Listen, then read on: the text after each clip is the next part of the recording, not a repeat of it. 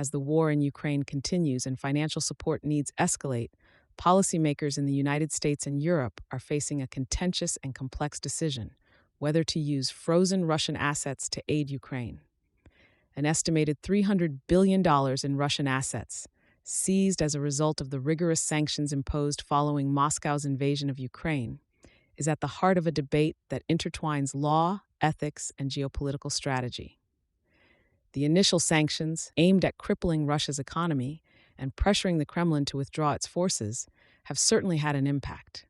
However, the far-reaching consequences of seizing a sovereign nation's assets bear significant legal and diplomatic implications. At the core of these deliberations is the poignant question of whether such a step, though fraught with legal reservations, might be politically justified and financially necessary as current funding avenues show signs of waning. The ongoing conflict has imposed a massive humanitarian and financial burden on Kyiv. The Ukrainian government has been heavily reliant on international aid and military support to cope with the Russian offensive, which has devastated infrastructure and claimed thousands of lives. With the international community deeply invested in supporting Ukraine's resistance, the seized assets present a significant prospective source of funding.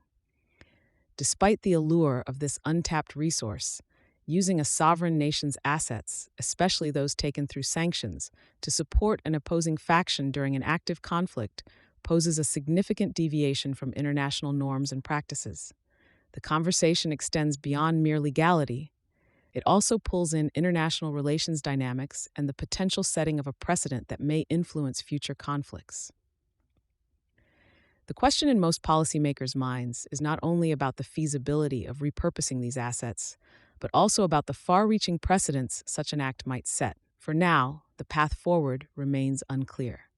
Legal scholars, politicians, and international authorities grapple with the task of charting a course that balances urgency with adherence to the principles of international law.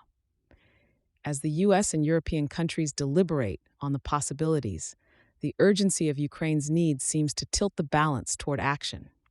Yet resorting to these unprecedented measures could have long-term implications for the global financial system and traditional norms of state sovereignty and property rights.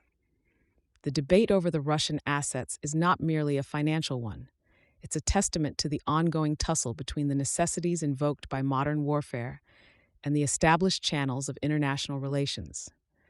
As the war rages on, the pressure mounts on deciding how to sustain Ukraine's efforts without eroding the global framework that has governed state conduct for decades.